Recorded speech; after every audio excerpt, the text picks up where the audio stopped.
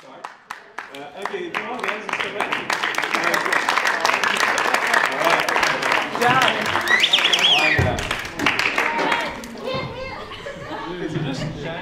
Before we start, I want to share something about Christmas.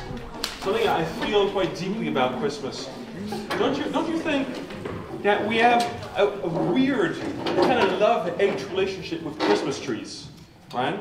All that time we spend selecting them and buying them and carefully wrapping them up and putting them in our apartment. And someday we just wake up and realize we've got a tree in our apartment. We've got to get rid of it. And you see just cars rolling down the streets, opening up the door, a Christmas tree rolling down. It's like a mob kill. It's like the mob killed your Christmas trees. Anyway, that's how I feel my Christmas trees. Obviously, I'm alone about this. So, Etienne is here. We got our beautiful friends from Central here. Now, let's talk about debate. The motion tonight, as you know by now, most of you, all of you hopefully, is this house believes that fast food restaurants, that we should force fast food restaurants to have a healthy option. Now, this motion calls upon various different topics. We have slow food advocates in the audience. We also have fast food convenience advocates in the audience. So I think it will be interesting to see what our both teams have to say. Now, before we start, we need to set the stage here for everyone. So first of all, I am the chairman. My name is Peter, I'm the chairman, and normally I have a bell girl, Lisa, who is supposed to be here. You come here. Lisa, let's give her a round of applause.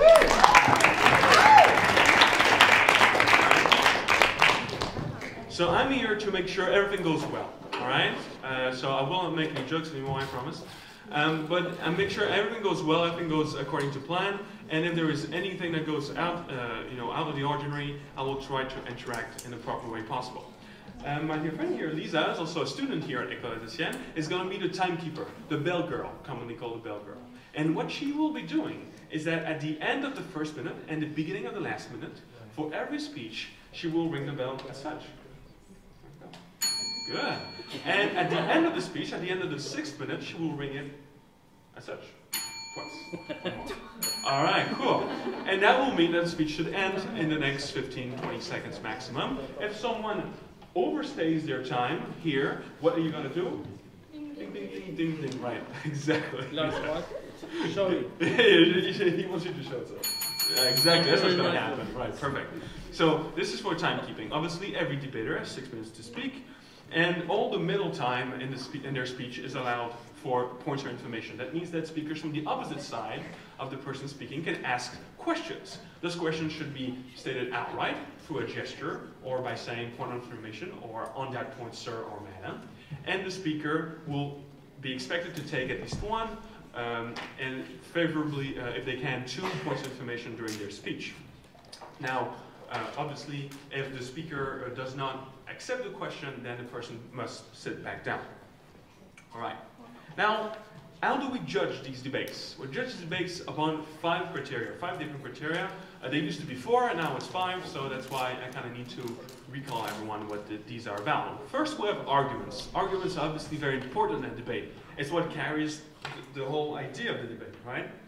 What you're actually pushing forward, the ideas, the good ideas, the bad ideas that are going to be put on the floor. Then we have a second big criterion, which is presentation. So how well structured the speeches are. Are the examples relevant? Is the storytelling well done? All these things that are part of structure are in presentation. Then we have teamwork. So is the team coherent? Are they contradicting each other? Do they mention each other in their speeches? Do they have a team line, a team motto, a slogan? All these things get taken into account. A 4th criteria is called star quality, which is essentially the charisma every single speaker has. Okay, every speaker has his own style, his own way of doing things, and that speaks to their charisma and their ability to essentially invigorate the room. Then the 5th and not the least criterion is called engagement. So it's their ability to engage with each other, either through the points of information, by asking questions and answering those questions, but also through rebuttals. So every speaker will have the opportunity to rebut what has been said in a previous speech, and they should take that on, as it is very important to show your ability to interact during the debate. And now, of course, the speakers are not the only ones debating tonight. You guys are debating too. but you do it in a very special way, very beautiful way, I think, is that you say two different kinds of words. That's the entire vocabulary you have. But you can use the full power of your voice to say those words. So when you agree, you say, here, here. I want to hear it again. When you agree, what do you say? Here, here, here. Exactly. And when you disagree, what do you say? Share. All right. Once again, what do you say when you disagree? Share. Right. So that's how you're supposed to interact. So whenever you hear a speaker saying something you really don't like, don't be afraid to respond directly by shame. And if you like what they're saying, don't be afraid to respond by here. All right. Now, I've kind of gone over how the debate is going to roll. Let's meet our debaters and our jury members. On my right is the government from École Alsacienne with Masha, the first speaker.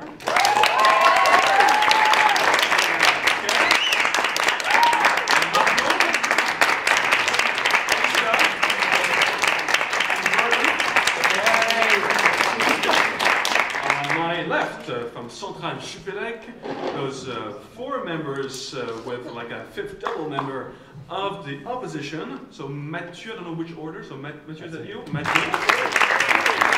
Danny.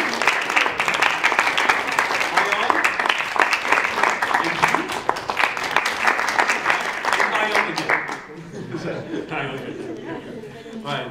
And those 4 speakers will be in the opposition. In the jury, we have 3 magnificent members. It's a particularly wonderful jury because it's full of people I really like. Because usually it doesn't happen this way. But we have, coming from École Alsacienne, as the ex-coach from this team, and also from École Normale Supérieure, and also from now Descartes, and because he doesn't want to stop studying, we have Victor Penaud here. And we have a great, awesome debater. She's been around for many years too. She used to debate for Descartes, and now she's involved in so many different things. I'd like to welcome Diane Chaudron. And we've got one of my favorite debaters from my other team, which is at the Sorbonne, who has been around with us for a bit more than a year, and she's a wonderful, wonderful person. She's called Lou Churin, and she's here to represent. Now, before we start, I'd like to do one last thing. Is to know what you think. So I kind of tried to do that earlier, but we're not very responsive. So I'm hoping for a better engagement this time around. I want to hear from you guys if you agree with this motion or disagree with this motion. And then I'll ask the same question at the end of the debate and see where the debate went for you guys. So, again, the motion is, this House believes that we should force fast food restaurants to have a healthy option on their menus. Who agrees with that idea? Please say hi. No, say hi. Hi. Right. Who disagrees with that idea? Say nay. Nay. Okay, so we have more agreement in this house right now, so hopefully you'll do a good job, guys. And without further ado, I'd like to call upon the first speaker from the government to defend this motion. Masha, you have the floor for 6 minutes.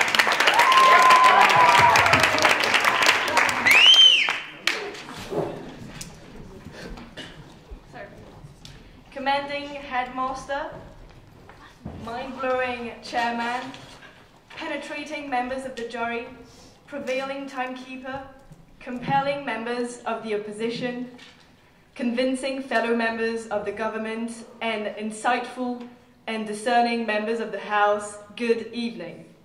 I'm Masha, and I know everything about fast food. I can tell you I know. I am a part-time cashier at a fast food restaurant. What do I know? Well, just what I see every single day. See those guys with me? They are actually my smartest customers. Each of them with their own specificities. Each and every one of them with their own story. Together, we are standing up today to make ourselves heard for once. Today, we will show you that our government must force fast food restaurants to have at least one healthy option on their menus. What are we talking about? Those very big chains to which I am thankful to get a salary from, which make Food easily prepared and served in snack bars and restaurants as a quick meal or to be taken away. Unfortunately, they are also made with little consideration given to quality or significance. We are speaking about organized corporations with a big turnover, hundreds of employees, and massive production they get from the meat, vegetables, and cereals markets all over the world. We are talking about powerful companies. Talking about emotion, how could we put this change into force?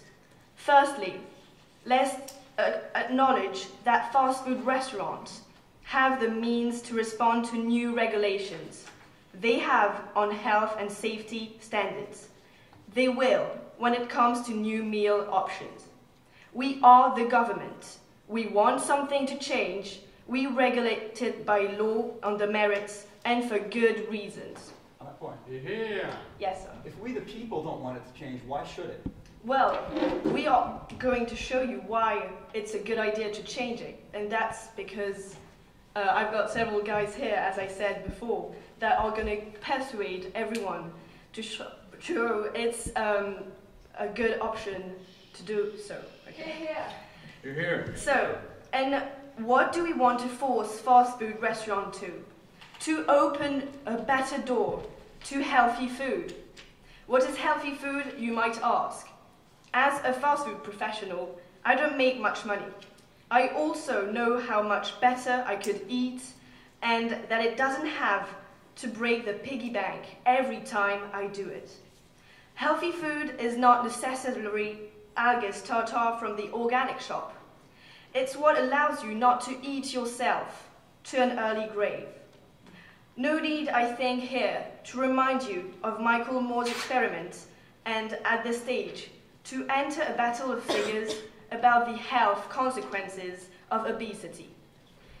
Everybody agrees on the causality link between junk food, bad health, and premature death.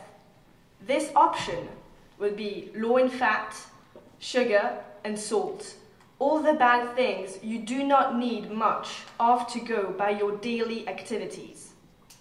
My wonderful team is going to prove this absolute necessity and urgency of this motion. Firstly, Barry, the healthy kind of guy on my right, he looks quite fit, but his friends are just fat. And he will show you why the government needs to act right now.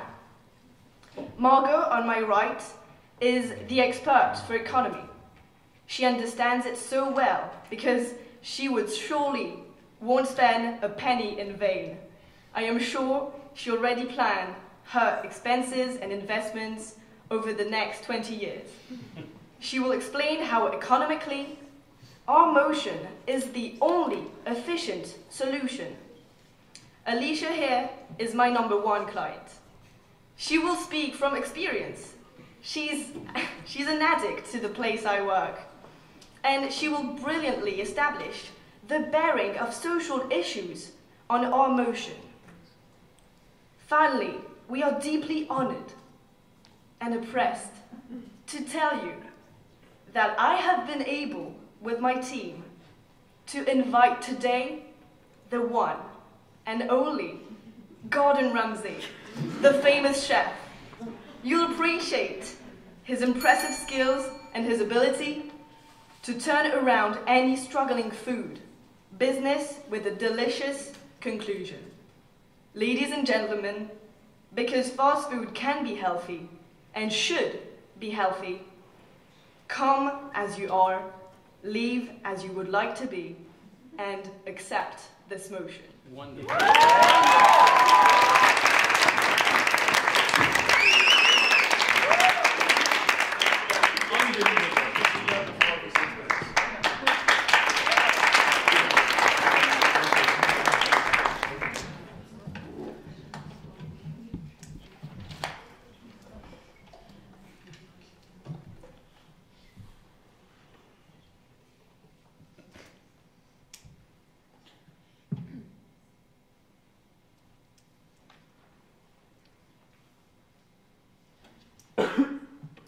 Mr. Chairman, honorable members of the jury, dear bellboy, bellgirl, sorry, friends of the government, colleagues of the opposition, ladies and gentlemen of the audience, I wish you a very good evening.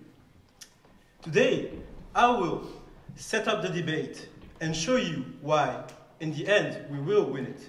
But before I do that, I'd like to go back to a few points made by our lovely Prime Minister from the government. Now, the Prime Minister said that she works in the fast food. The Prime Minister said that she understands the environment of fast food. The Prime Minister said that obesity leads and is caused by 3 bad things. Tonight, I'd like to remind her of a simple fact. You only need 3 rings to live a happy life. A wedding ring, onion rings, and gastric rings. Now, back to my point. Today, we set out on a journey,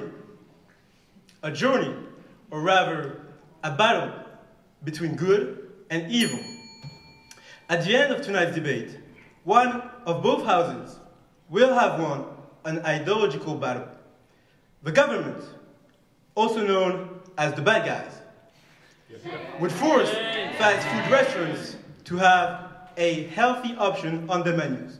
The opposition, also known as the good guys, wouldn't do so, but would rather let individuals decide for themselves.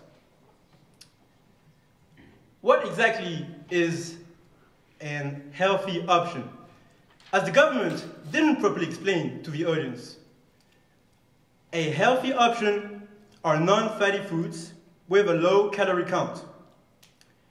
And our lovely Prime Minister here said that fast food could make cheap, affordable, healthy options. Well, that is simply not true. It's expensive to grow vegetables. Now, what they want to do by implementing this measure is to change the status quo. But they didn't answer the simple question. What is the status quo? Currently, if you walk into a KFC restaurant, for example, you can only order delicious, freshly cooked chicken wings. Because KFC restaurants are free to only let you eat this. Every fast food restaurant can serve whatever they want, provided it's actual food. Now, the only obligation they have is to inform their customers of how many calories they're ingesting. For instance, a Big Mac is 563 calories. Shame. As a customer, now I know this piece of information, I'm sufficiently informed to decide that what I need are actually 2 Big Macs. Here.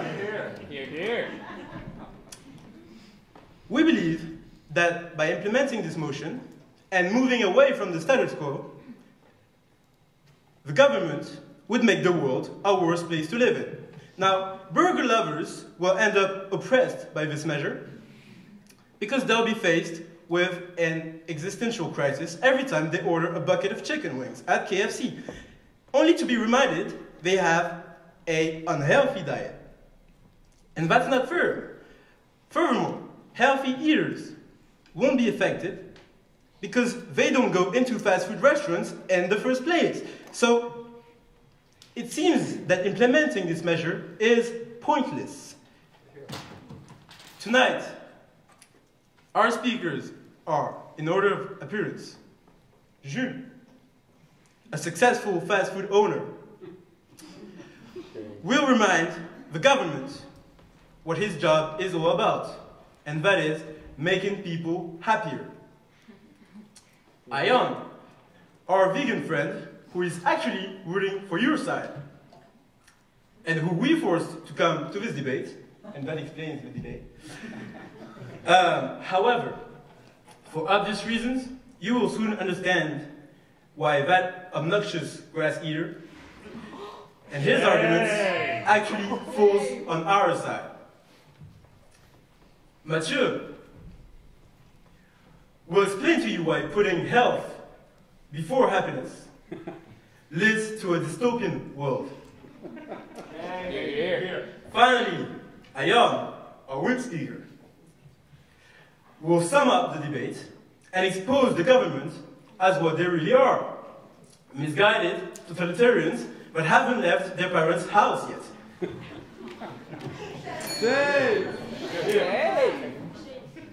Thank you for your time, and I'll take a POI if you have one. That's too late. Okay. Thank you.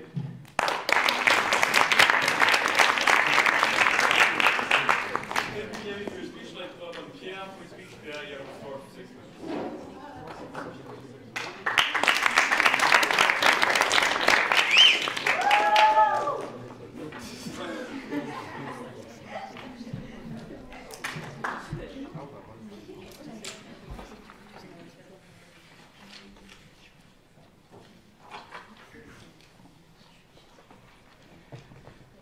Dear Chairman, slim, elegant members of the jury, most amazing Belgium, members of the opposition, amazing members of the government, ladies and gentlemen, good evening. Good evening, sir. This house would force fast food restaurants to propose a healthy option on their menus. But before that, I'd like to come back to what a couple of things the Prime Minister said. The Prime Minister made a point on showing us that people would not have a choice when entering McDonald's because there would be a healthy option. If you wish to die from gastric rings, you would still have the choice. There would only be a new option. So all this dystopian forcing is not true. We are providing the citizens with a new option. Here. I'm married. You could say I'm not your average American. I'm slim. I look kind of good. Hey. But you know, all my friends around me, they're all really fat. And that really disturbs me. I tried to get them to change, but nothing I say seems to be getting through to them. And this really made me sad yesterday as a friend went to the hospital, and I was thinking, whom, what could have an effect on these people? And I believe that the government is the only organization that can actually lead to constructive change on this notion. No, thank you. Why should the government act? This is what I will be showing today. Firstly, the government must act because it concerns him. The social cost of obesity is enormous. In the United States, for example, this cost is estimated to be at $175 billion. This has an enormous impact on a country. The US government spends every year $60 billion on healthcare, which a big part is due to obesity issues. Due to obesity becoming a bigger problem, this figure is expected to grow to $65 billion in the next 2 years. This is to show you how the government is directly impacted by this problem and why it is legitimate for it to act and impose laws on private companies. The government must act because the situation is urgent. Action needs to be done now. You're here. In a normal economy, the market can direct itself. Demand creates offer. But today, we're not talking about chairs. We're not talking about phones. We're talking about human lives. We believe that today, there is a demand for healthy food. Probably in the next 10 years, that will evolve into offer for healthy food. But we need that to happen now, because people are dying now. On that point, sir, Yes. are you saying there is currently no offer for healthy food? There is offer for healthy food, but we believe that that offer is not developed enough and not accessible to the population. That is why we believe that action needs to be taken now. We believe that the government should take act because the situation right now is locked. There are very powerful lobbies that have an enormous amount of money, that put enormous amounts of pressure so that nothing changes, because this situation benefits the fast food industry. Here's an example. In France, last year and at the beginning of this year, there was a motion that was proposed to put markers which said how many calories and what the exact things that were in the food. This motion is perfectly fair for the consumer, but it was rejected because of lobbying. There was so much pressure that this did not pass. This situation today is locked. Nothing is moving. And the government is the only thing capable of getting things to change. Yeah. Finally, we believe that the government has a responsibility, a moral responsibility to act. The government must protect its citizens. No, thank you. Its citizens today are dying. It must help the safety and the health of its citizens.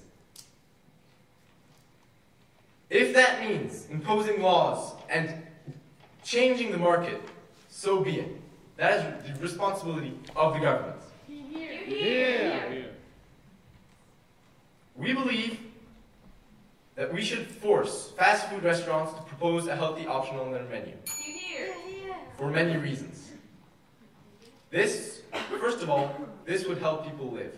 More people would live. Second of all, it would mean less money is lost. Thirdly, we should do it now because the situation is urgent. Act needs to be taken now. Finally, we believe that the government must act because it is morally right to do so. We believe that the fast food industry will adapt itself to these new laws, as will be presented in the next speaker. We believe that the fast food industry will not be very much affected by this one new item, but will help many people live. Come as you are, leave as you would like to be, and please accept this motion.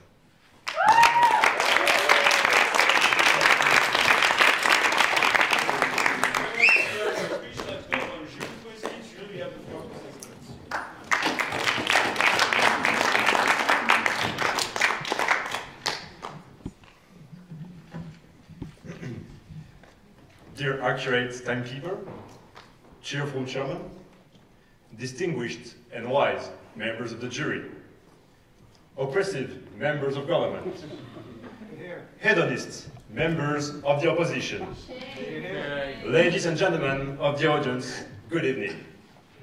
Tonight, right before coming to this debate, I was kind of hungry, you know. My day hadn't gone so well. I had a 3-hour coding exam.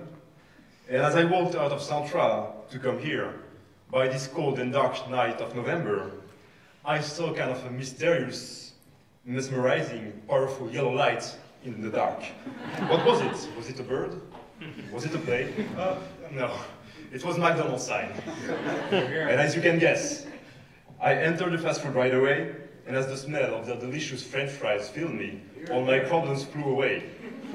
So I ordered a huge Big Mac with fries and a Coke. And then started the best part of my day. What a great time I had eating it, you can imagine. I was like in paradise while eating each and every one of those delicious French fries. And judging from the government's gloomy mood, they should give it a try. So this is why I'm standing before you tonight, in order to explain to this government what fast food is all about. But before I get to my point, thank you. Let me do some points of rebuttal. You've insisted on the idea that you're giving just a new option to people, but what you haven't understood is that people will still go to McDonald's to have a burger, not to have a salad. And then, what it is going to do is that it will make them feel guilty, because they will see the healthy option, but they won't take it. And this will reduce their happiness. Yes?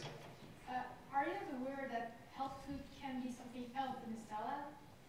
Well, in McDonald's, I don't think they're able to produce any other thing than a salad. It's already good for them. Thank you. Then you've insisted on the fact that you're spending 60 billion on healthcare. Well, but I don't think that an extra salad when you eat at McDonald's will change anything to obesity in the world. But the thing is that you might lose a lot of money by implementing this new law that will be just useless. No, you said that there is not enough offer for healthy food. But there is already enough offer. You can go to the market, you can go everywhere to buy a salad. But why would you go to KFC to get unhealthy food? You're just wasting your time. This is not the right place to go eat healthy food. I wonder if you ever tried the salad at McDonald's, but it's disgusting and that's not healthy at all, even if it's a salad. So, you've insisted on the point that you're protecting citizens, but I wonder where you are protecting their liberty here, because what we want to do as the opposition is to protect citizens' liberty. Now, here comes my first point. Why do fast food exist? They exist to make people happy. Fast foods were designed to provide happiness and well-being. And by selling what people want and like the most, they provide them with this buzz of happiness, which they crave so much. Now, have a look at our salad-eating government. Look at their empty stares. Listen to their rumbling stomachs. Smell the remnants of 100% organic bio fair trade tofu. They need a McDonald's in their life. And more importantly, dear audience, where else can a few dollars make you happy? Make you a happy man for just an afternoon? This works just like a therapy, but it is much cheaper, and this is where you're gonna save money for the healthcare budget. Now, people have the right to be happy. This is why the founding fathers of the United States of America wrote in their Declaration of Independence that the pursuit of happiness is an unalienable right. And this is the only rule that should be enforced in fast food. My second point is that the principle of making people happy is a particular mission of fast food owners. Leave the diet to cure centers. No, what the government is trying to do with this motion is to erase the crucial property of the job of a fast food owner. So besides being unconstitutional, this is purely nonsense. Why then don't we force chocolate and candy factories to sell fruits? And on the contrary, why do we allow fruit and vegetable stores to sell products that only keep people from being happy? Isn't it a threat to people's well-being? I'm asking you. The government needs here to understand how economy works. Indeed, each company is granted a social responsibility towards society.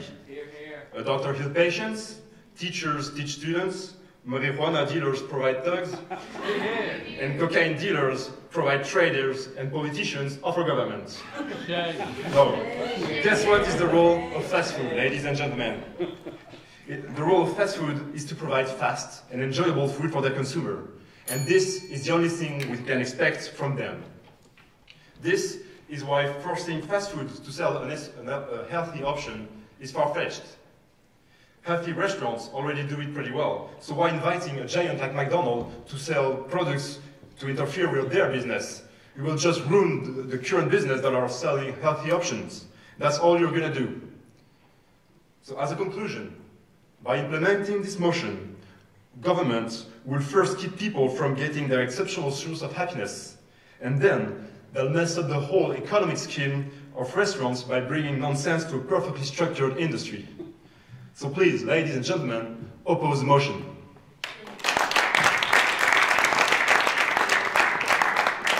Thank you very much, Jules, for your speech. Let's call upon Margot for her speech. Margot, you have the floor.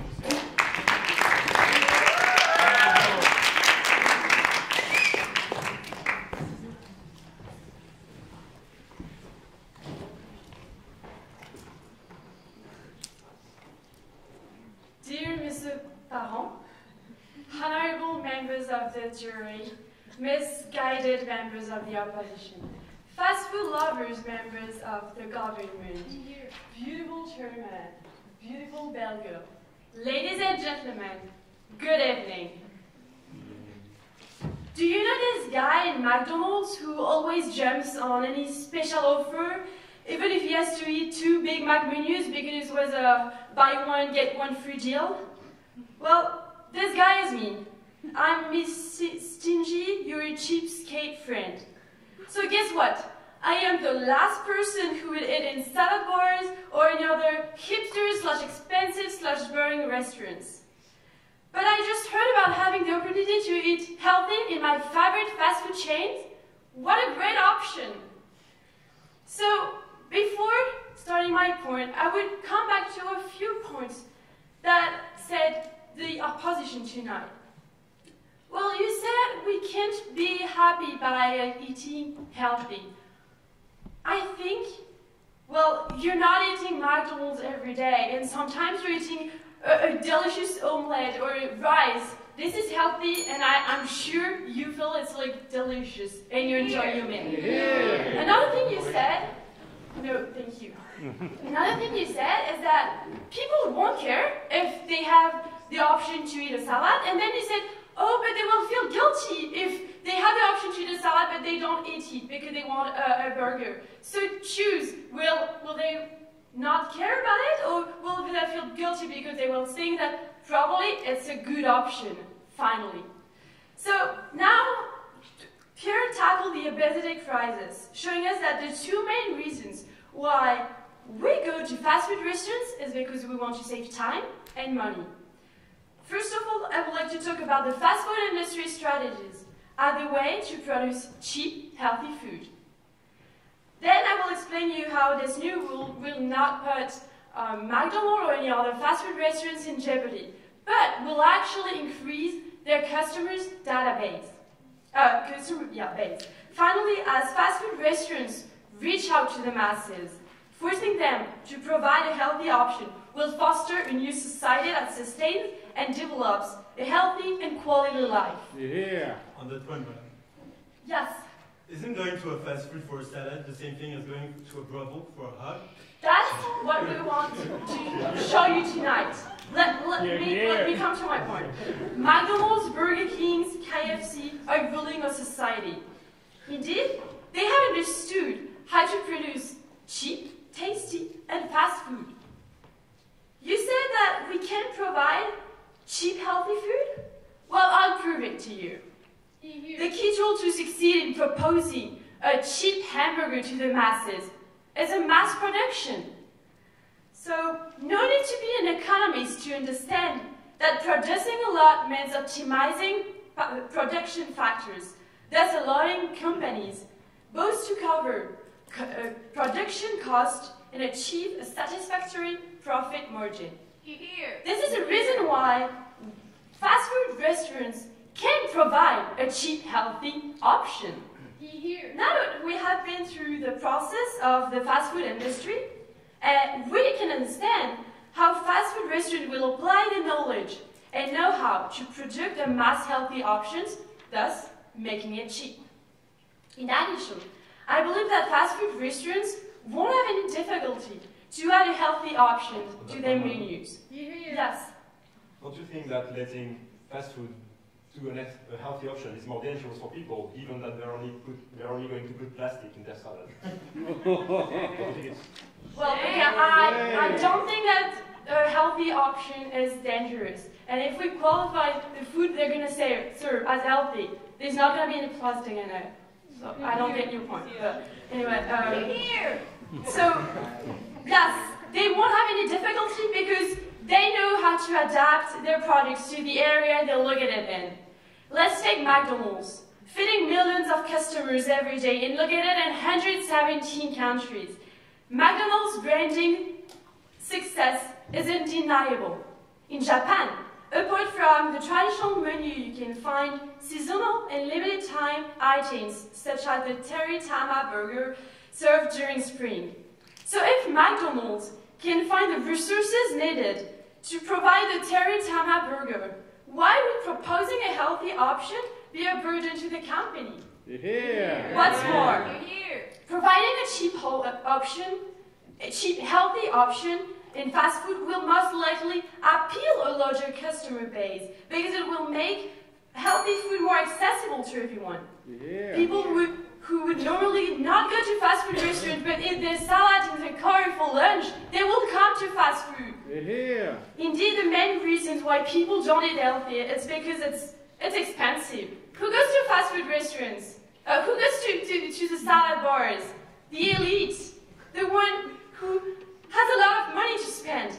And these high spenders have the choice. There's stingy people like me, and every other average Americans, they don't. So we must provide that choice at a convenient location and at a reasonable price to free the common man from an unhealthy diet. Finally, advertising plays a huge role in reaching out to people, even in the most remote locations. In the US, fast food advertising normally targets people, children. Did you know that American kids see more than 250 McDonald's advertisements per year? So it has a power to spread messages to the masses. And we want to use this advertising to our advantage and change the way people consider food to be healthy and good. It's our duty to prepare our children's future. So, for all these reasons, I beg you to accept this motion. And don't forget, come as you are, live as you would like to be, and accept this motion.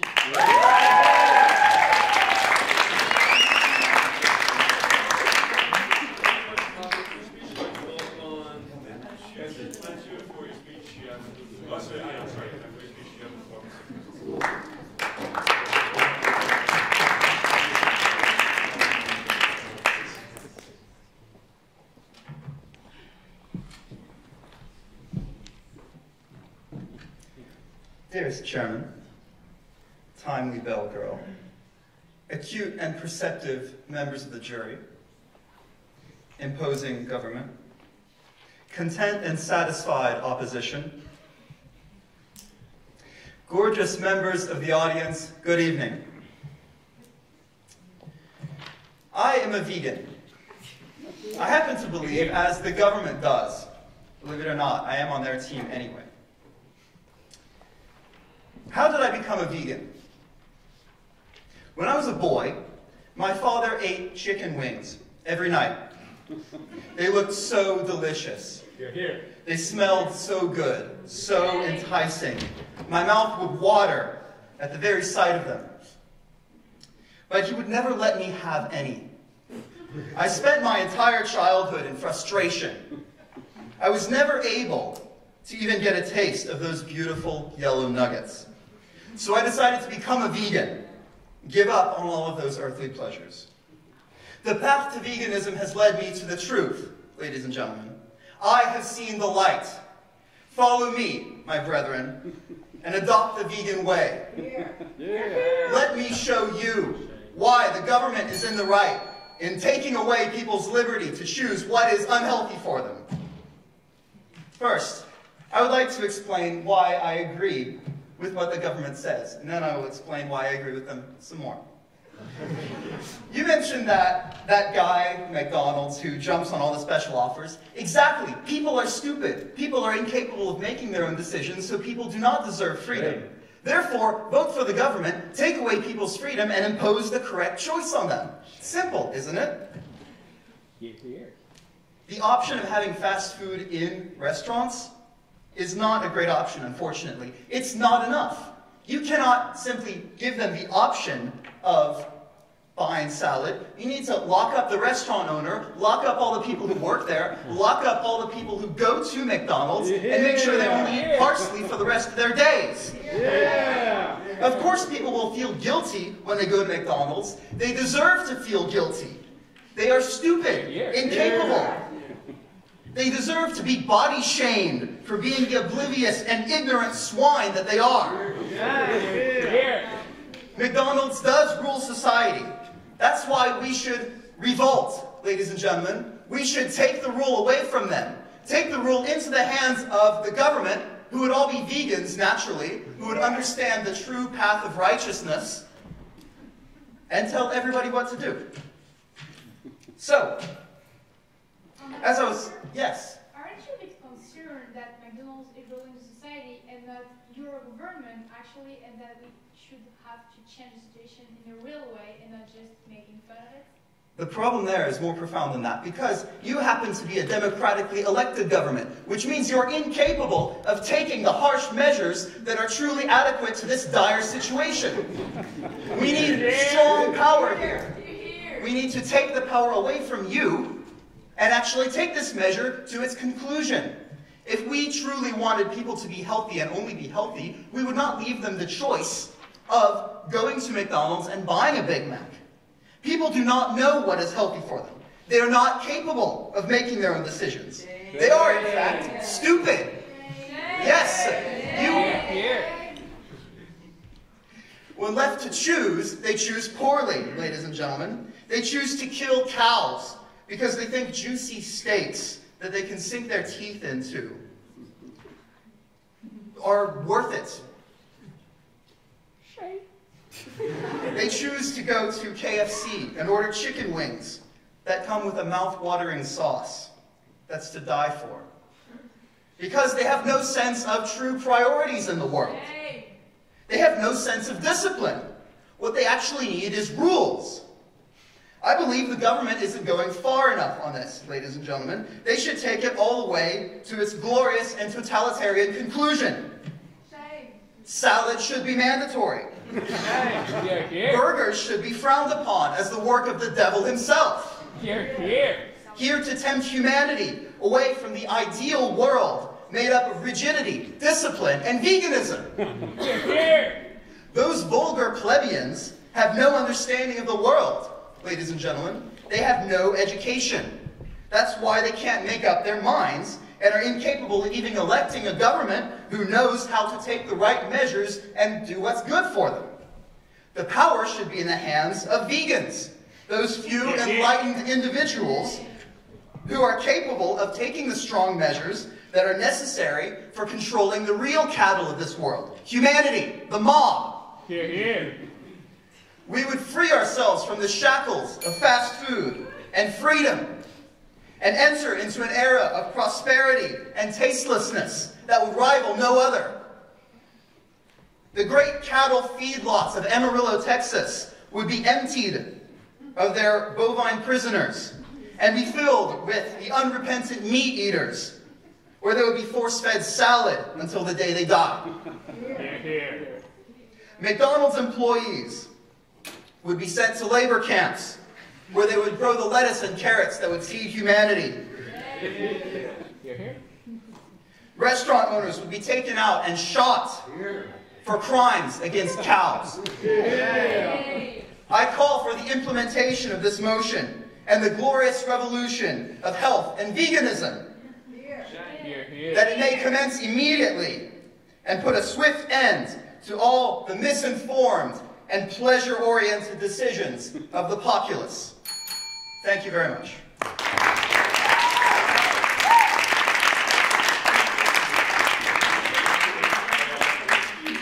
Let's call on Alicia for a speech.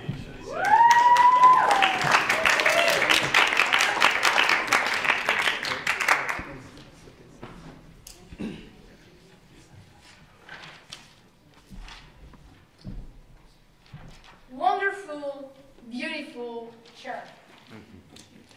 Dear fellow bell girl, dear jury, Monsieur Parent,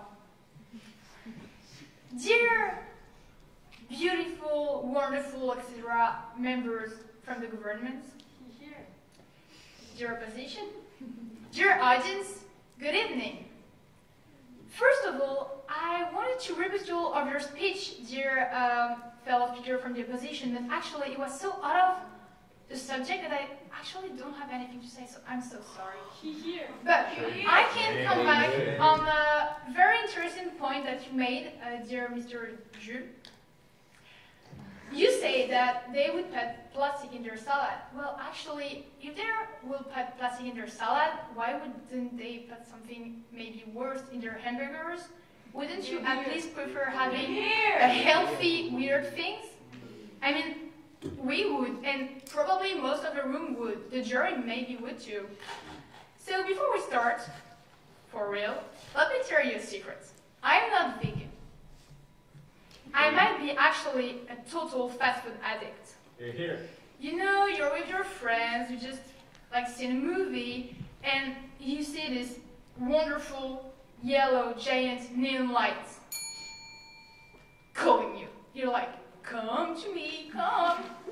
And you're like, oh my god, guys, just stop thinking I need a hamburger. Just stop thinking across the road. Well, think of it not to get killed, but just go for it. I just cannot resist a good fast food. Introducing healthy food in fast foods will first help democratize nutritional foods, changing our eating habits, and second, make healthy foods more appealing to the general population. It's better when I'm speaking macro. Having a burger or a fries is actually a social fact, like Thanksgiving or a Christmas. I mean, everyone goes to fast food, but right, especially the mass. I am not the only fast food addict.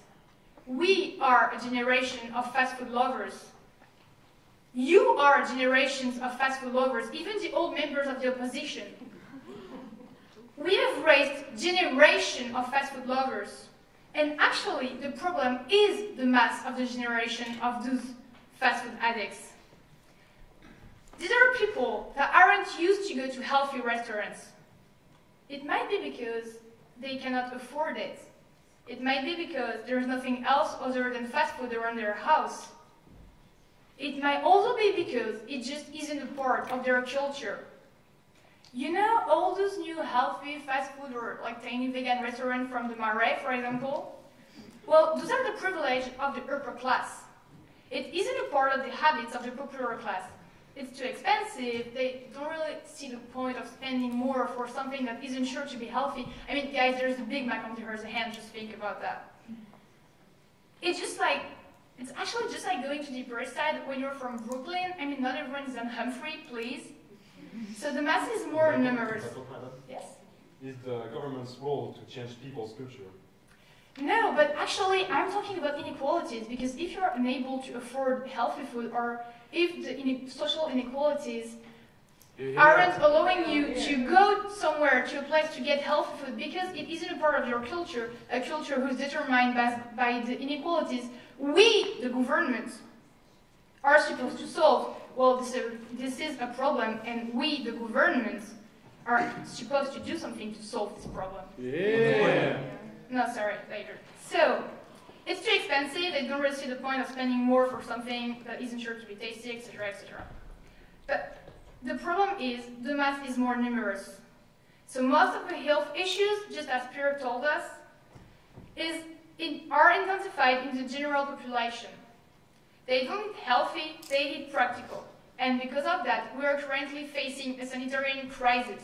Because of that, we are debating tonight. So yes, we need to change the situation. We need to get those people eating more healthy. Yeah. The question is now, how do we make people eat healthily? How do we make it more appealing? Well, the problem might actually be the solution. If the mass doesn't go to healthy food, we'll bring it to them. Yeah. The best way to democratize healthy food is through fast foods. Introducing unhealthy eating will change the way we're consuming. You hear? First of all, it will change the way the popular class is seeing healthy food. It won't be something fancy or unreachable anymore. It's going to be something they can easily buy, something they can just afford without having the impression they're just spending the GDP of Trinidad and Tobago each time. On that point, man. Yeah. Generation, so don't you think that the mass will also suffer from eating cheap and dodgy salads at McDonald's? First of all, I'm sorry, but healthy food isn't just salad. I would like this point to be very clear. Yeah. And also, it's always better to eat a food that is healthy, even if it's a salad, than eating something that isn't healthy and will just suffocate you and turn you into a big, lazy and fat whale. I mean, please. And also, you told us that you were enjoying, you were looking forward to live your happy life with your wife or whatever. Well, I'm sure you would prefer to live it as a healthy, fit human and not as these lazy whales I was talking about just 2 minutes ago. Well, most of the room would. We would. So by using a symbol of the mass consumption to sell food, which won't suffocate the arteries of half of the humanity, people will be able to consider having a healthy option, a Big Mac or a Whopper, with the same state of mind. To quote our fellow healthy guy from the government, they will have the choice. You will have the choice. You will be able to come as you are in any fast foods and live as you wish with the meal that suits you without any kind of social pressure. So I really beg you to accept this motion.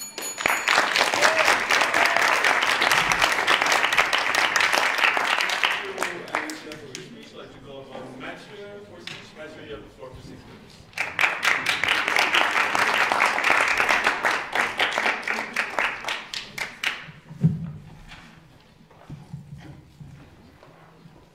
Chairman, precise bell girl, just and fair members of the jury, friends of the government, friends of the opposition, expressive members of the audience. My colleagues of the opposition have already explained how this motion would break the happy business of burger joints, and how the vegan friend that everyone has would mount on an even higher horse when the time would come to eat in fast food. I'd also like, at this occasion, to respond to some of the arguments that have been brought up by the government.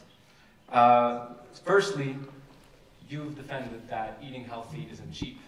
Well, as I'm now a student, making my own groceries, buying my own food, I've realized that actually eating vegetables is remarkably cheap compared to eating meat.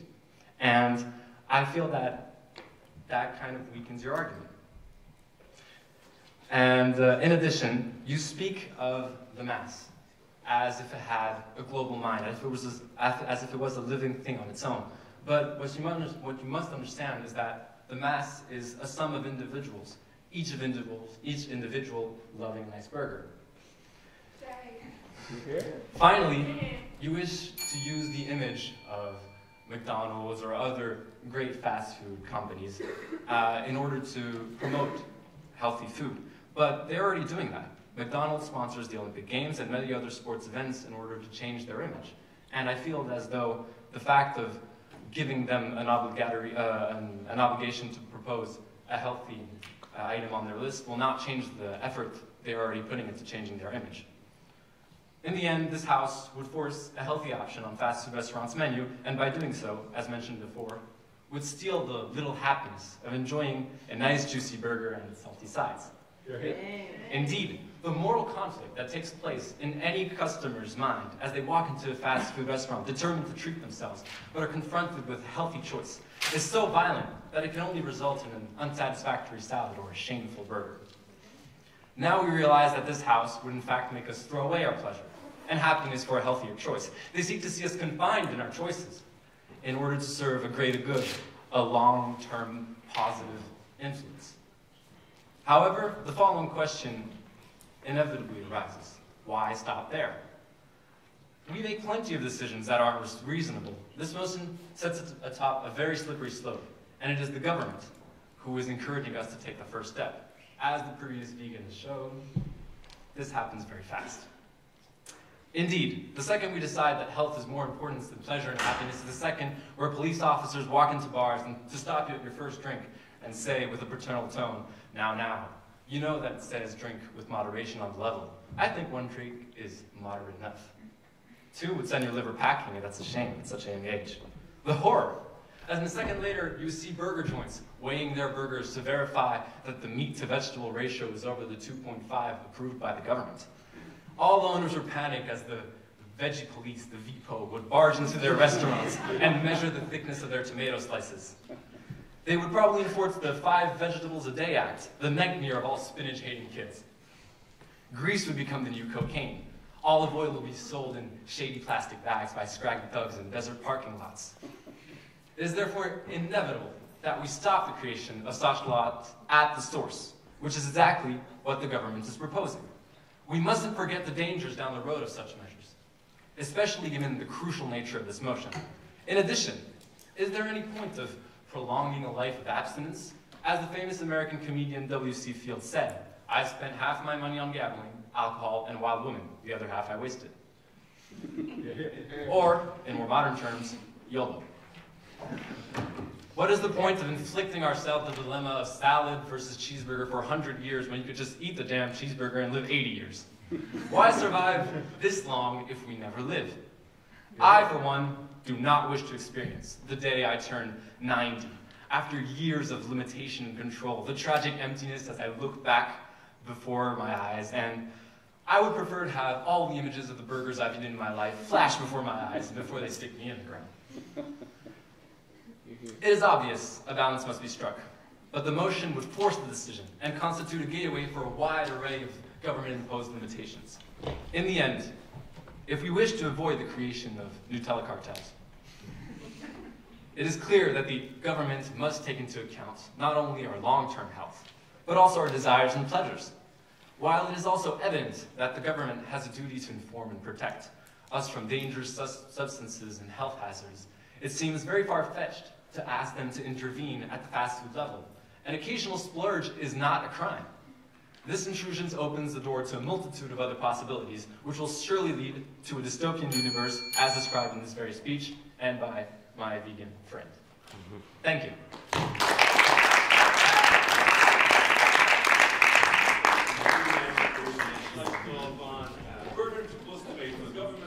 Yes.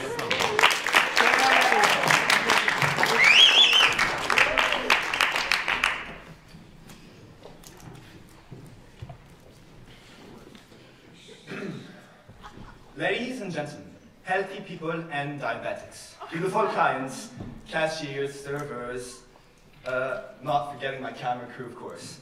I am Gordon Ramsay. You probably know me from Hell's Kitchen, a show in which I literally save lots of restaurants from failure, and also clients from intoxications and diabetes.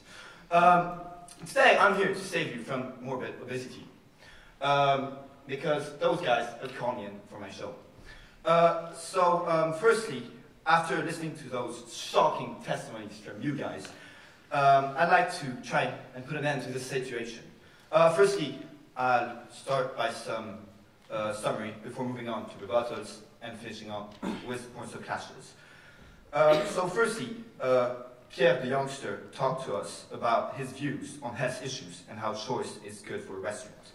The Economist showed us how the chains would be doing better with healthy options. And Alicia, the gourmet, talked to us about her addiction and how healthy options should be quite beneficial for her in that way. So, firstly, some rebuttal. The first main one is stick to the bloody motion, people. It's that healthy food, not grass. If we wanted to eat grass, we'd just go in parks in 15 minutes and eat all the grass we wanted. We want healthy food. Eating vegetables is cheap, as I think it was you who said, sorry, I don't know your name. Yes, it is when you're in a grocery shop, but I'm sorry, when I have 10 minutes to eat, I'm not going to go to Dia or Franprix, get my salad, chop it up, make a petite poêlée. I don't have time for this. I need to go to McDonald's or some fast food with my friends and eat my salad. Yes? You're a cook, right? You're supposed to have experience in those matters. Yes, but as you know, I spend so much time cooking for other people, I don't even have time to take care of myself. That's why I'm kind of getting fat. So, now, moving on to the main points of clashes. We have 3 main points of clashes tonight. Firstly, can individuals actually choose, like, where they're going, as a fast salad bar or fast food? Well, the opposition told us that we were forcing them to make an extra choice while the clients could go somewhere else. But can they actually? I mean, Barry told us that he spends his time following his friends, and so do I, because I'm a follower when I'm not a cook. Information, sir? Yes, of course. They're serving French fries at my school for lunch every day. Don't you think that school menus should be a priority for your government? Well, actually, there are already some regulations on school menus. It is actually a law. That's quite known. That's why you have many options at cafeterias. They just don't give you fries and say, eat it and get fat. They give you an option. As we said, firstly, because following our friends, we are obliged to. But also, as I think Margot already said, we are forced by society because of ads. I mean, all day long you see ads of McDonald's. It looks so good, and you just want to go there, be like everyone else. You want to be the cool kid like all the other ones. But you can't because you want to eat healthy and not get diabetes. Now, the second point of clash is, are we forcing them to eat salads? Well, actually, I know it might be quite hard for you to choose between nuggets and fries, but we're just putting on the sides a salad option. You're not obliged to take it, you know? If you want to have salad, if you want to get your summer body, some of you already have it, but if you want to get your summer body, you can just, like eat salad. We're not forcing you to eat salad. Yes, we're letting you choose. And so it doesn't change anything to your life. I mean, if somebody wants to have the option to eat a salad, you're just like not letting him eat with you. You're literally excluding kids. Which is bullying, sorry. And the last one is, should the government get involved, which is kind of the most important one. Well, actually, we should, because lobbies, such as McDonald's, are literally forcing people and fast foods to stay unhealthy, which is why us, the government, which are like the superior force, let's say, are trying to change this, because we believe that the people should be healthy and should be happy. So, our job is to protect the people. I mean, everybody knows that. That's the job of the government. Yeah. And how can we do that? Well, we're not going to fight in Iraq. We're just going to try and make it survive more than 30 years and not die of obesity, I guess. Also, we're not being totalitarians, as you said, just because we're asking you to eat salads. We're just giving you an option, as we have already said. Yeah. And the last one, of course, you guys talked about us forcing laws on you.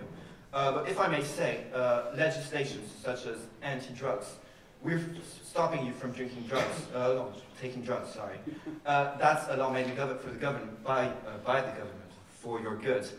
When we ask people not to smoke or drink before 18 years old, that is for your good. When we're giving you an option, that is for your good too. Yeah. Ladies and gentlemen, it is for all of those reasons that we're asking you to come as you want, as you are, and go back as you would like to be. Ladies and gentlemen, for all of those reasons, I would love you to basically be for us, and if not, I'll just throw away my duck, because what's worse living in the world without salads?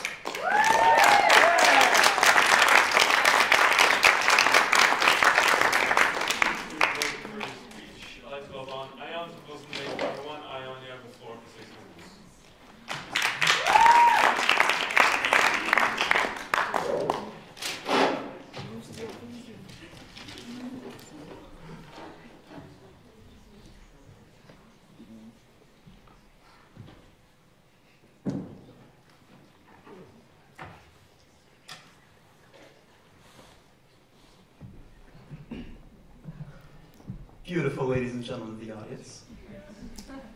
Punctual bell girl. Impeccably dressed chairman.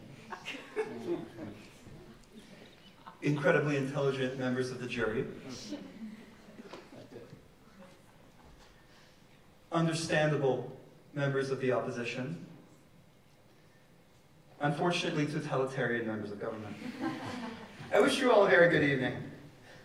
Over the course of history, on numerous occasions, governments have believed that they know better than us, the people, that we were only capable of making foolish blunders, and that therefore the government should take things into their own hands. They may not be forcing us to eat the salad, but they are forcing fast food owners to serve rabbit food, and worse, they are forcing us to feel guilty about not ordering said rabbit food when we've had a very bad day and all we want to do is savor some buffalo wings and barbecue sauce. So, you know, as if there wasn't enough body shaming in the world already. So I would like to go over the one point of clash really in this debate. But first, I'm then do a summary of the speech, but first some direct rebuttal to the previous speaker because it's just so much more fun in that order. So, if you really wanted to save us from obesity, no, thank you, very sorry. If you really wanted to save us from obesity, or have us eat healthy food, for one thing, by the time you eliminate fat, salt, allergies to peanuts, dairy, eggs, and extra calories from food, all you have left, I'm sorry to say, is salad. So, yes, healthy food does equate to salad, and all our arguments are still valid. Secondly, as I myself brilliantly pointed out, the only way that you're actually going to make sure that people eat healthily, especially when they have giant jars of Nutella in their own homes, is by forcing parsley down their throats. So if you want them to be healthy, then you have to impose the thing on them. If you don't really care, then you leave them a choice. But you can't have both benefits on your side of the house. You're here. And as you mentioned, no, thank you, sorry. You mentioned drugs. It's an interesting example, actually. So if the government is legitimate in dealing with drugs the way that it does, then either we ban fast food as it's a drug, or we regulate it like alcohol. In both cases, government action is still forcing people to take a side. So again, we end up in the dystopian world that we have in fact been portraying this whole time. And I'm sorry, no, it's not beside the point. Either you get the benefits you're talking about, and you're totalitarian, or you leave a choice. And honestly, no one gives a care, because they go to McDonald's to eat Big Macs. Obesity is bad. So is working too much. So is alcohol. So is driving a car. As Mathieu pointed out, the #1 cause of death, unfortunately, is living. And they want to take away McDonald's now? The government should not have to, or even be able to, decide how we live. We have the fundamental right to make our own decisions. Yes? Actually, we're the government, so we've been elected, and we've been elected by people to make choices to provide them options that would make their life better. So why are you keep calling us Two things. One, when they find out about this motion, they're going to kick you out because they're not going to be happy. And two, your job as government, unfortunately, is not to do what's in their best interest. It's to do what they want. That's what democracy is. So if what they want is to eat Big Macs, which is why McDonald's is so popular, then I'm sorry, you have to sit down, because either way you fail. Which basically covers the one clash that this debate has been about, which is choice versus imposition of the government. So even if it's economically viable, which it isn't, because as I pointed out, there's no demand for salad at McDonald's, as Yemi pointed out, as everybody pointed out, really. Even if it was economically feasible, it ends up being essentially about guilt and shame, which happens to be driving factors in a Snapchat and Tinder-driven society. So, because body shaming is forcing people, in the end, even by giving them this choice, you are in fact imposing on them to eat carrots, which is simply unfair. Because carrots, are fine, but come on, they're carrots. No, thank you. So, to briefly go back over what the government's case has been tonight. First speaker believes that the government should act because of the social cost of obesity, especially in the United States. That might be true. However, what the first speaker forgot to mention is that seeing as Donald Trump happens to be president-elect of that glorious country, and part of his platform is to privatize the healthcare industry, well, obesity is no longer going to be a social cost because it's all going to be private anyway, so it doesn't really matter. And even if it did, even if it was a cost, the government is not legitimate in actually making that decision. Because the only way, again, they could save people from eating non-healthy food is to force them to eat it. So, do you really think the government has nothing better to do than to run around throwing lettuce at people? As Jude pointed out, all you do is actually make people feel worse. And as government, again, your #1 priority is keeping people happy so they vote for you next election. People have a right to happiness, as proclaimed in the glorious Constitution. The second speaker, well, I basically showed why the second speaker was viable in their sense at denying people's liberty, but, seeing as that's fundamentally wrong, hey, they just lose on that. The third speaker mentioned the problem of addiction, but because the government can't change society's norms simply by implementing this weak motion, and because social equality, fine, but shouldn't you work more on reducing public debt or something before blaming Big Macs for all your problems? Anyway, because democracy equals healthy food, vote for us. We win. Thank you very much. Thank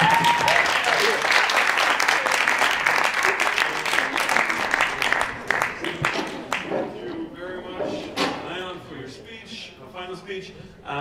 Mr. Bell, can you take the jury members, thank you very much, to another room where they will discuss what happened tonight, this beautiful dystopian future depicted by the opposition, all the great kind of healthy habits that the government wants to give us. Which one shall win, we will see in a few minutes. All right, let's see them off before we start talking. All right, what is customary is that you guys go and salute each other. So, ladies and gentlemen, all together.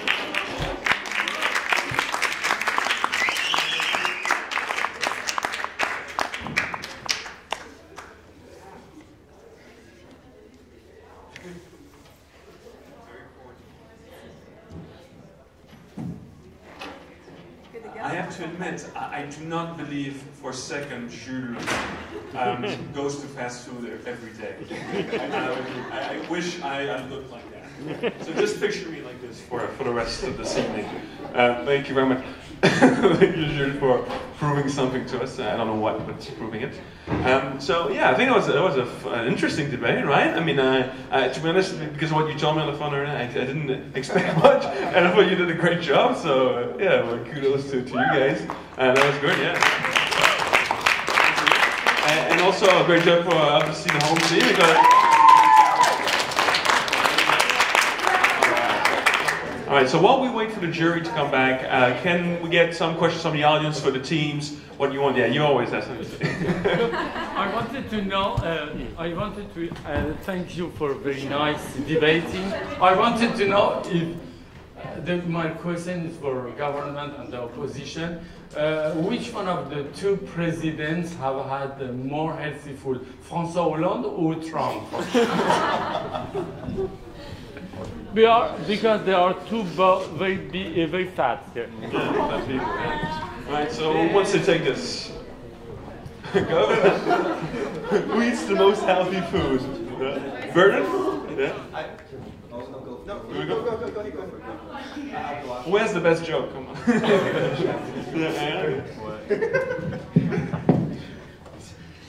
I would have to say Donald Trump, because he knows the best words. He knows big words, people. Oh my God. They're huge. Huge words. The best words. What do you think? Who do you think eats best? Is it Hollande that eats best? Is it Trump? Or more? Whatever you feel. What do you think? Just for the food, of course. Well, Food, yeah. I believe that probably François Hollande eats more fast food because obviously Donald Trump doesn't go a lot to Taco Bell. Yes, that was it. That's interesting. No, I don't know if you also the pictures of Donald Trump in his Trump plane eating McDonald's, and then another time eating KFC, and then was eating a massive taco bowl in his hotel room. And his justification is to say, I like fast food because I know what's in it.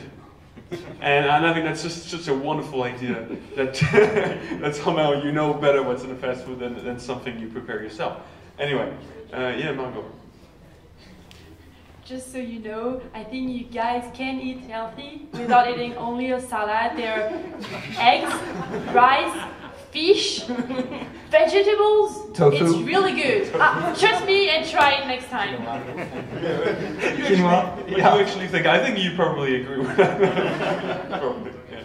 That you can eat healthily? Yeah, probably. Without only eating Well, was that a characterization, or was that really what you think is true? I won't answer that question until I know the verdict. Okay. No, of course it was a characterization, obviously. Obviously, yeah. What do you think? What do you have? I don't know. I prepared a small thing. Okay. I don't know. I don't know. You know, I love the smell of kebab in the morning. I was coming back once, had a really long night, walked in damp tunnels all night, bent in half, and I got out, I was really hungry, and I saw all these people going out of nightclubs, and they all had those glorious, greasy kebabs in their hands like the Holy Grail. They shined to me, and I came to the kebab store, and the guy just shut it down and said, sorry, we're closed. And it was terrible. and there was some kind of healthy breakfast smoothie restaurant next door, and they were offering celery broccoli smoothies, but no kebab, no fries, no burger in sight. I think that was the worst day of my life. So I'd like to propose another motion. Force healthy restaurants to have a greasy, salty, caramelized, creamy, diabetes-filled option on their menu. Because I love the smell of kebab in the morning. When I see it, I want it all, and I want it now. It's terrible. There are just cravings like this. You can't do anything about it. And I have a few other points. As a self-identified whale, I find some of the things you said very offensive. And I have to say that whales really only have one option, which is plankton, and that sometimes I'd like to eat something else. So, you know, please, I'd like the opposition to give me some more choice. Yeah. I think that's all.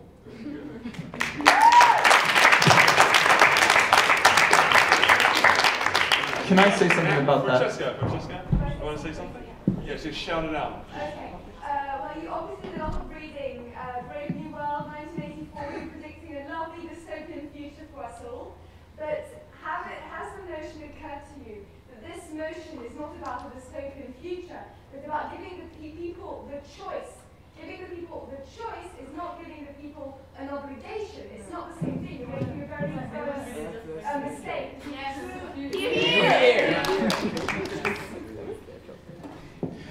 Well, I have a couple of things to say to that.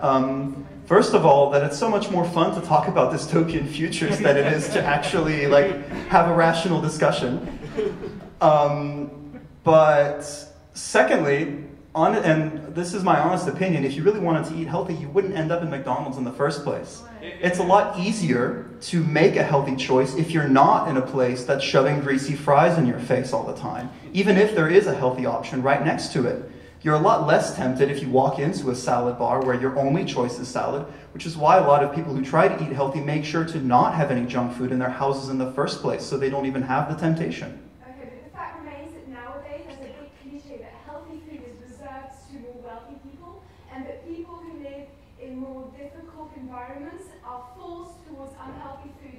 McDonald's, Burger King, KFC. That's not right. So give those people who don't have the same opportunities as us, who can afford more healthy food, give them the possibility to have a healthy option. You're denying them that possibility. For one thing, if you truly were poor, you wouldn't have the money to eat at McDonald's all the time.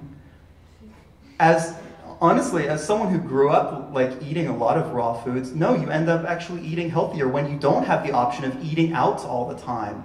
So, as you said, it is a cliche. I honestly don't think that it's much more than a bias on both sides. We are talking about upper classes considering that poor people eat out all the time, and maybe some of them have less of a regard for that type of thing, or maybe because if you have more money, you have more time to think about your physique. So, you're less preoccupied by that kind of thing. But I don't think that there's a fundamental difference in opportunities and access to healthy food unless you're talking about, organic quinoa from the hills of Peru. The fact remains that healthy vegan places are reserved to a more upper class people, and that McDonald's, KFC are sometimes the only opportunity of the only food restaurants you'll have on, for example, the motorway. Is it really right to inflict to all the people passing on the motorway unhealthy foods? It's a choice, as I keep on saying, a choice. Okay, I see your point. Honestly, if I had my way, no, you would have an option on the motorway. But again, the fact remains that it is basically the cheapest option available, which means that the people on the auto route are not looking for a particularly expensive thing. The reason they're driving is because they couldn't afford to take a plane. So the market there, yes, is going to be reserved for cheaper options. If fast food, or if healthy fast food was cheaper, maybe, but maybe people wouldn't buy it.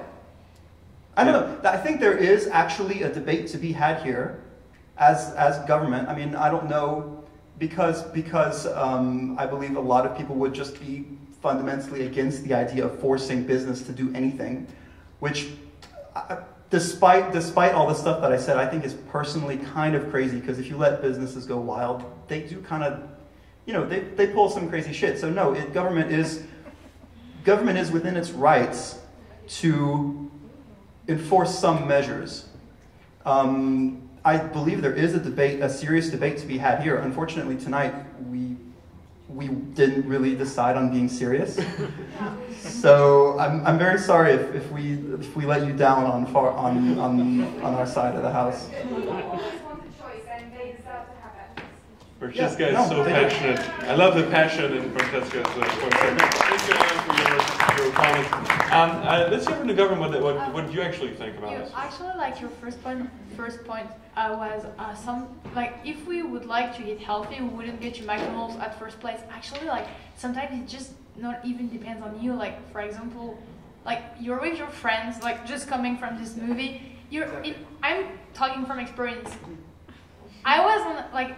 I used to try to be on a diet. You're just with all your friends. You're not gonna be like, oh guys, let's go to salad bar. When everyone just be like, oh, let's get a burger. I mean, you would just get killed. So and it's not an like isolated situation. There's plenty of the situations that are usually like are present in our lives, in our everyday life, and it would just be so much easier for everyone to have something. Like, cause those salads from McDonald's, just the sauce, just think about the sauce. You're not paying €5 to just have weird salad papers, bins, I don't know the words, but still, you have to provide people an option to come as they are, to get what they want, to live as they wish. I should have attacked you on that. I had a brilliant line. It's fine, Well, I'm fine. The come as you are, leave as you'd wish? Yeah, no, I was just gonna like come as, I don't know. No, I mean, I get what you're saying. In personal experience too, I work late nights pretty much every night of the week, and my only option is, okay, I'm eating between 10 and 11 p.m. every night. And when I go home, what do I have? My options are very limited. It's Donald's, KFC, basically that's my option, or making a soup when I go home, because I don't want to spend half an hour to cook, right? So you have to choose between soup and burger, you know. I go for a burger. Okay, so that doesn't help me anyway. The Belgian has something to say. Sorry, yeah, Belgium, yeah, thank you. I wanted to say, like, you talked a lot about fat shaming, saying that it was like the devil and everything. But the thing is, when someone goes to a fast food, that it makes them fat, like not like you eat and you just get bigger, but anyways, it makes them fat. And so they know it.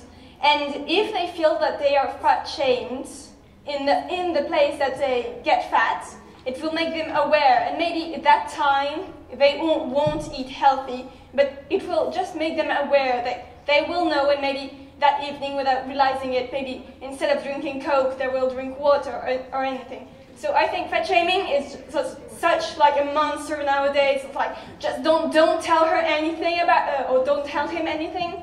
But like, maybe they just need to be kind of aware and to take measure. Yeah. Yeah. Anyone think? I don't know. Have you ever seen Super Size Me? So it's a movie about so this journalist just eating McDonald's for every meal during a month. And so the point I'm trying to make is that we've already had ad campaigns or movies trying to raise awareness about unhealthy diets, fast food. So it's not a new thing. We have ad campaigns. We have the state so paying advertising agencies to promote a healthier lifestyle with 5 fruits et légumes par jour. So it's not a new thing, and putting in like a healthy option at McDonald's is not going to raise awareness any more than all those campaigns already in place. That's my opinion. Yeah, in the end, I really think that the conclusion we can have from this debate is that it's not really a question about forcing an option or not forcing an option. I think it's most of all a question of education and of culture. And I think that in France, we're actually pretty good at that, compared to the United States or even UK, which have had a huge obesity increase. And perhaps that if the real government were actually to do something, I think that, and this is far from the debate, but I think that the best thing that would be done would be to actually invest in that education and in that culture, because fundamentally, I eat like my parents eat. And I believe that that's something that must be really protected. Yeah, fair enough. I totally agree with you. And furthermore, actually, fast food are also really great at adapting themselves to the place they're selling in. Like for example, in China, they're having these like nem hamburgers or whatever. And I know, but it's kind of the same in every country. But they're adapting themselves to provide food that people will enjoy eating because they know it, and even if it's a junky thing, it's still something that is related to the culture of the place where is the fast food. And actually, healthy food, vegan thing, and it's kind of like new trend of the society. So I think it's gonna be at the end of this debate, and maybe later, like it's gonna be a trend that fast food are gonna follow to finally provide like vegan thing, or even they're adapting in France, like in Panthéon, they're just we have a halal quick, which is like a first huge step. So it's nothing between having a vegan or healthy fast food and like there's no whole. So can we take another question, and you can build this in, and you know. Yeah.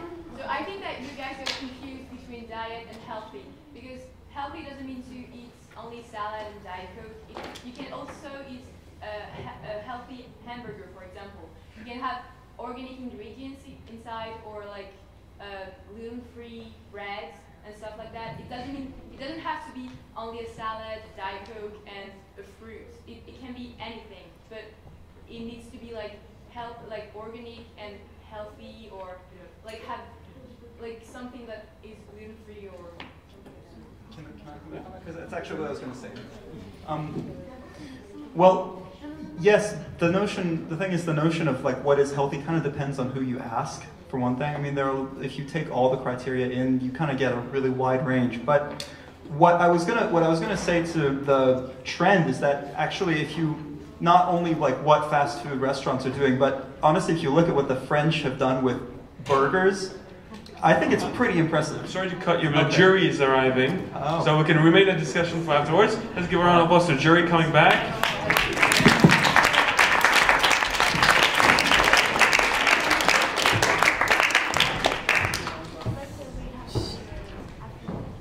Ladies and gentlemen, members of the audience and of both teams, good evening. I was supposed to speak, but apparently Central decided to put the same person twice in the team to steal my spot. Therefore, I have stolen this spot to be able to talk for as long as I want. Therefore, I will have a 17-point argument. Each point will be subdivided into other 17 sub-arguments, each of which will be exemplified with 17 equal examples. As you might have guessed from the time we took, it was a very complex and very undecisive process, if I may say so, because, well, we had some trouble figuring out what we want in life, but isn't that what we all must face? Therefore, I will remind you of the criteria, and we will each go through one by one. Go through each one by one, something like that. I haven't had my Burger King yet. So our first criteria was argumentation. Argumentation goes to École Alsacienne because of content, of very clear examples, and of arguments we thought were superior in their content. Star quality, on the other hand, goes to Central because, let's face it, entraînement is something also, and there are some great speakers on École Alsacienne team. We have no bias against it, but we felt that some of the speakers in Central were a bit superior. But maybe in a couple of months, École Alsacienne will surpass each and every one of them.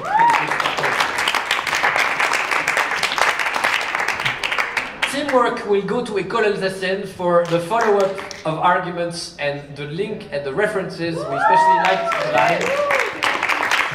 And Central, despite having a very late preparation, if I may say so, showed some very consistent arguments, but several times some speakers contradicted each other, which is something that the jury rather hates. Which leaves us to two arguments, and well, as you might have seen, we are faced with a dilemma. Because if my next argument goes to École Alsacienne win, and if my next argument goes to Central, we still have a tie.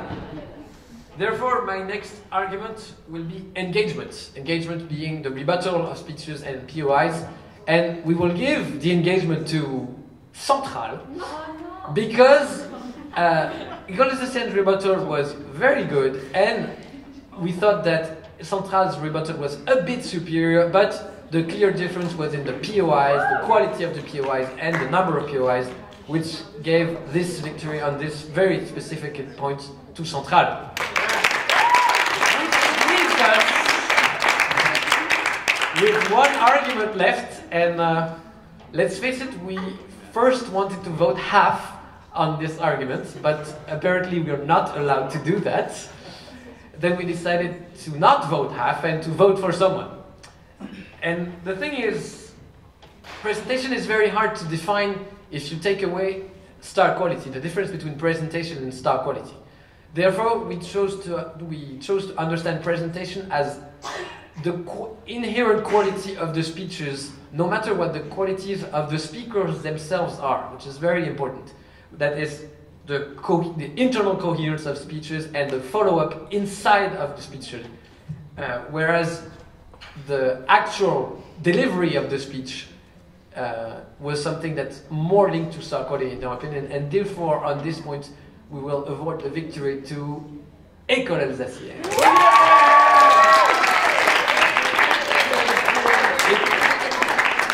Indeed, Central had some very, very good speeches made by some very good speakers, but École Alsacienne had were a bit superior in the delivery of speakers that are probably not very used to debate very much, but delivered very convincing and very fine speeches indeed. Which leaves us to the last point, which is the best speaker. And we thought to give it to someone that if we didn't give it to him, he'd probably give us a third speech, and maybe a fourth speech, and then a fifth speech to the third speaker of the opposition team of Central.